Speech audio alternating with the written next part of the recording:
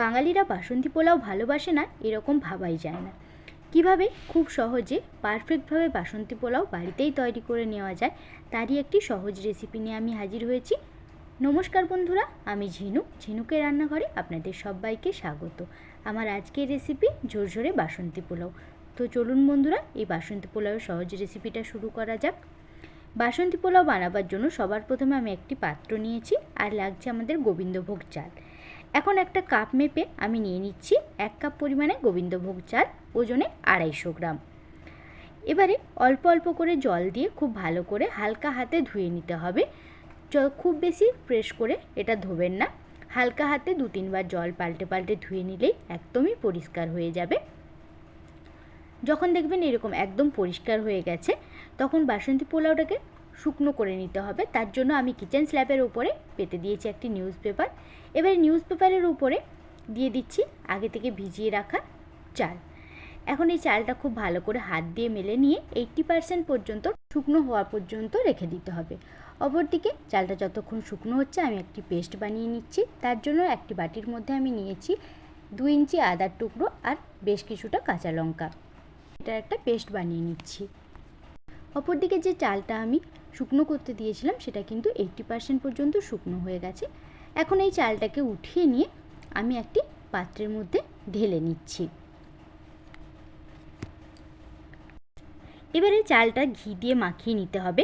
তার জন্য অনেকেই চালের মধ্যে ডাইরেক্ট ঘি দিয়েই মাখিয়ে নেন, কিন্তু আমি এখানে ঘিটাকে একটু গরম করে নেব।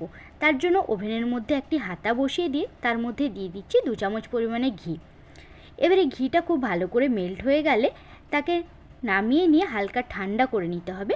এবারে ঠান্ডা হয়ে গেলে তার মধ্যে দিয়ে দিলাম 1 চামচ পরিমাণে হলুদ। ঘি আর হলুদটাকে খুব ভালো করে মিশিয়ে নিয়ে যে চালটা আমি আগে থেকে শুকনো করে রেখেছিলাম সেই চালের উপরে দিয়ে দিচ্ছি। এরই সাথেই দিয়ে দিচ্ছি 1 চামচ আদা আর কাঁচা লঙ্কার পেস্ট আর 1 চামচ গরম মশলা। এই সমস্ত কিছু দিয়ে একবার খুব ভালো করে চালের সাথে মিশিয়ে নিলেই দেখুন কতটা সুন্দর একটা রং চলে এসছে। চালটাকে 10 মিনিট রেস্টে রাখার পরে দেখুন কালারটা আরও কত সুন্দর ফুটে উঠেছে। অপরদিকে আমি বেশ কিছুটা পরিমাণে জলকে একটু ভালো করে গরম করে নিচ্ছি। অপরদিকে ওভেনের মধ্যে একটি কড়াই বসিয়ে তাতে দিয়ে দিচ্ছি বেশ কিছুটা পরিমাণে সাদা তেল। আপনারা চাইলে এই জায়গায় ঘিয়েরও ব্যবহার করতে পারেন। তেলটাকে খুব ভালো করে কড়াইয়ের চারপাশে বুলিয়ে নিয়ে দিয়ে দিচ্ছি একটা তেজপাতা, কয়েকটা গোটা এলাচ, দারুচিনি আর লং। এবার এই সমস্ত কিছুকে তেলের সাথে ভালো করে ভেজে নিয়ে যখন মিষ্টি একটা গন্ধ বেরোবে তখন দিয়ে দিচ্ছি বেশ কিছুটা পরিমাণে কাজু। এখানে আমি গোটা কাজুগুলোকে ভেঙে নিয়েছি। কাজুটাকে 1-2 মিনিট ভালো করে ভেজে নিয়ে দিয়ে দিলাম বেশ কিছুটা পরিমাণে কিশমিশ। এবারে কাজু আর কিশমিশটা দিয়ে খুব ভালো করে তেলের সাথে ভেজে নিয়ে দিয়ে দিচ্ছি যে চালটাকে আগে থেকে আমরা রেডি করে রেখেছিলাম সেই চালটা। এখন এই চালটাকে স্লো ফ্লেমে 5-7 মিনিট খুব ভালো করে ভেজে নিতে হবে। যখন দেখবেন চালটা থেকে খুব সুন্দর একটা মিষ্টি গন্ধ বেরোচ্ছে তখন এর মধ্যে দিয়ে দিবে বেশ কিছুটা পরিমাণে গরম জল। আচ্ছা, এখানে বলে রাখি জলটা কিন্তু একদম পরিমাপ করেই দিতে হবে। মানে আমি যে কাপ মেপে 1 কাপ চাল দিয়েছি সেই একই কাপ মেপে আমি দিয়ে দিলাম এখানে 2 কাপ পরিমাণে জল।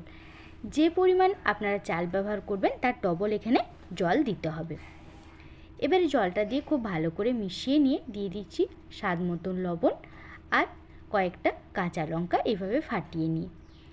লবণ আর কাঁচা লঙ্কাটা দিয়ে আবারও একবার খুব ভালো করে মিশিয়ে নিয়ে ঢাকা দিয়ে হতে দেব 10 থেকে 12 মিনিটের জন্যই। ফিরে এলাম 5-6 মিনিট পরেই। দেখুন সেদ্ধ হওয়ার কারণে যে কাজু কিশমিশটা ছিল ওটা একদিকে জমা হয়ে গেছিলো। অল্প কিছুটা খুন্তি দিয়ে আবারও ভালো করে মিশিয়ে নিয়ে ঢাকা দিয়ে হতে দেব আরও 3-4 মিনিট।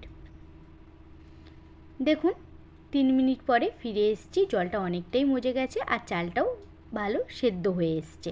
সেই পর্যায়ে মিষ্টির জন্য দিয়ে দিলাম 1/2 বাটি পরিমাণে চিনি।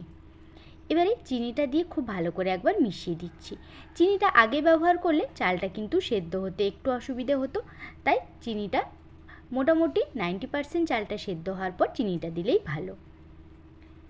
এবারে আবারও একবার ঢাকা খুলে খুব ভালো করে মিশিয়ে নিচ্ছি। চালটা এখন একদমই সেদ্ধ হয়ে গেছে। এখন কিছুক্ষণ ঠান্ডা করে নিলেই আমাদের বাসন্তী পোলাও একদমই ঝরঝরে হয়ে যাবে।